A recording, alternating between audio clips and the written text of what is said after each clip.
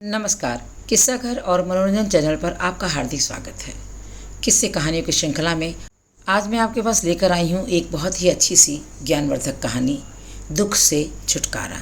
लेकिन हाँ, यदि आपने मेरे चैनल को अभी तक लाइक सब्सक्राइब नहीं किया है तो जल्दी से लाइक सब्सक्राइब कर लीजिएगा और कमेंट सेक्शन में लिख कर जरूर बताइएगा कहानी आपको कैसी लगी। शेयर भी अधिक से अधिक कीजिएगा। तो चलती हूँ सीधे कहानी पर। एक सीधा सादा सा युवक था रामू। अपने बारे में तो वो कभी सोचता ही नहीं था, जैसे उसने दूसरों की मदद करने के लिए ही जन्म लिया हो। रामू का बड़ा भाई तो उसे निरा मूर्ख समझता था। भाभी तो उसे देखना तक नहीं चाहती थी। वो रामू को कुछ खरीदने बाजार में भेजती तो वह पैसे उड़ाकर खाली हाथ लौट आता था। अब तो भाभी आंखें तरेर कर पूछती, आखिर पैसे कहाँ उड़ाए? रास्ते में एक भूखे भिखारी को फल खरीद कर दे दिए, रामू कहता। भाभी बार बार अपने पति से कहती, तुम्हारा ये मूर्ख भाई अब या तो इस घर में रहेगा या मैं रहूंगी। आखिर अंत में भाभी और बड़े भाई ने रामू को एक घोड़ा देकर घर से बाहर निकाल ही दिया। रामू घोड़े पर सवार होकर निकल पड़ा। उसने गांव की सीमा पार की, फिर जंगल आया। जंगल में चलते चलते शाम हो गई। सूर्यास्त होने वाला था, तभी उसकी नज़र एक खंडहर नुमा मंदिर पर पड़ी। रामू थका तो था ही। उसने सोचा, मैं इस मंदिर में रात बिताऊंगा तो फिर सुबह आगे जाऊंगा। और मंदिर के चबूतरे पर वो लेट गया। थोड़ी देर में उसे नींद आ गई। बड़े सवेरे रामू ने एक सपना देखा। सपने में एक देवदूत ने उससे कहा, तुम्हारे पास घोड़ा तो है ही, तुम उस पर सवार होकर उत्तर दिशा की ओर चले जाना। वहाँ एक पहाड़ आएगा, उसमें एक गुफा है। इस गुफा में एक संत ध्यान लगाकर बैठे हैं। उनमें हर तरह के दुखों का निवारण करने की शक्ति है। निश्चय ही वे तुम्हारा दुख दूर करेंगे। तुम जाकर उन्हें अपना दुख जरूर बताओ। सपने में भी रामू उस पहाड़ और गुफा को बड़े ध्यान से देख रहा था। तभी उसको चिड़ियों की चहचहाहट सुनाई दी और उसकी नींद टूट गई। उसने सोचा कि मैं निश्चय ही उत्तर दिशा में जाऊंगा और संत को ढूंढ निकालूंगा और फिर उनको अपना दुख बताऊंगा। घोड़े पर सवार होकर वह उत्तर दिशा की ओर चल पड़ा। रास्ते में रामू को बहुत जोर से प्यास लगी और पहाड़ी के अंतिम छोर पर एक मकान के पास पहुंचा।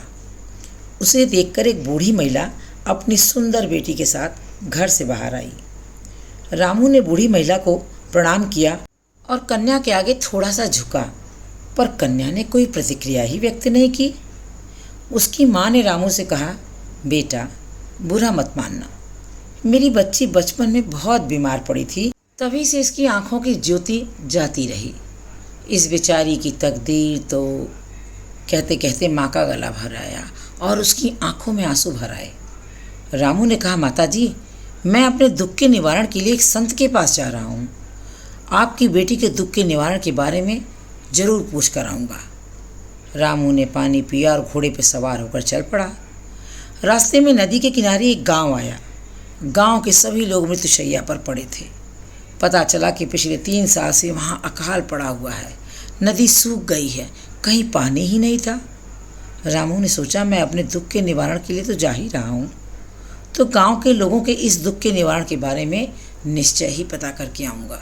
सूरज ढल रहा था, तभी सपने में देखा हुआ सामने पहाड़ दिखाई पड़ा। पहाड़ के पास पहुँचते ही उसे एक गुफा दिखाई दी। रामू गुफा में गया। देखा तो संत ध्यान लगाकर बैठे थे। रामू भी वहीं बैठ गया। तभी संत ने अपनी आंखें खोली, फिर रामू को देखकर मुस्कुराते हुए बोले, बेटा तू किसके दुख के निवारण के लिए आया है? रामू ने पानी के लिए तड़प रहे गांव के लोगों और पशुओं के बारे में उन्हें बताया। संत ने उसे एक मंत्र बताकर कहा, तुम नदी के पास जाकर ये मंत्र बोलना, जिससे नदी फिर से बहने लगेगी।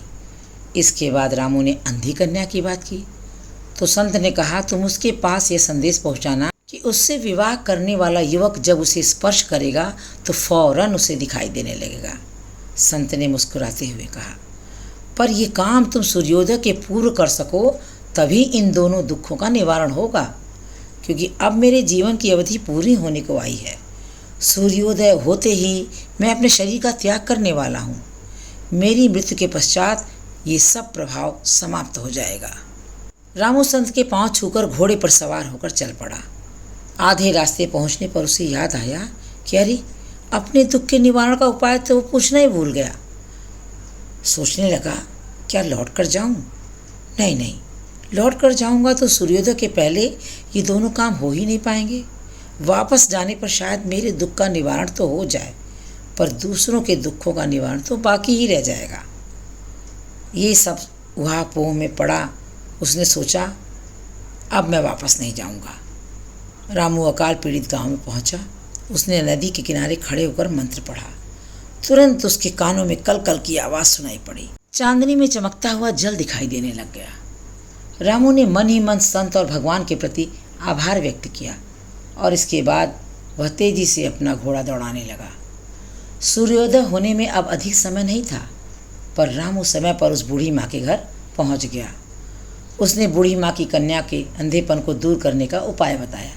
फिर रामू ने कन्या से भी कहा, तुम दुखी मत हो, तुम्हें अवश्य दिखाई पड़ेगा।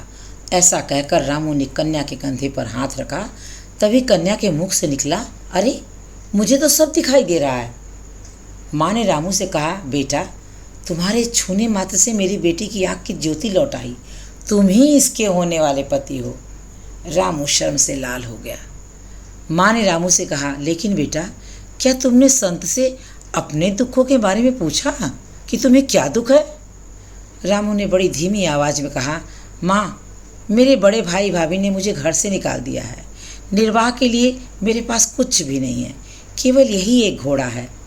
लेकिन लेकिन लेकिन क्या बेटा? माँ ने पूछा। अपने दुख के निवारण के बारे में पूछना तो भूल ही गया मैं। कोई बात नहीं, माँ ने कहा, अब तुम यहीं रह जाओ। यहाँ घर, धन, दौलत, कन्या सब कुछ है तुम्हारे लिए। और तभी सामने वाली पहाड़ी के पीछे से सूर्योदय होता हुआ दिखाई पड़ा। बच्चों, आज का सवेरा, आज का सूर्योदय रामू के जीवन का नया सूर्योदय था। उसके जीवन में नया सवेरा हुआ था। उसने दूसरों के दुख के निवारण के बारे में सोचा था, इसलिए उसके अपने जीवन में नया सवेरा हुआ। कहने का मतलब ये है कि इस कहानी से ये शिक्षा मिलती है कि दूसरों का भला करने वाले का भला भगवान स्वयं करता है, इसलिए हमेशा दूसरों की मदद करनी चाहिए। बच्चों, कहानी आपको कैसी लगी कमेंट सेक्शन में लिखकर ज़रूर बताइएगा और शेयर भी अधिक से अधिक कीजिएगा। मिलती हूँ एक अच्छी और नई कहानी के साथ।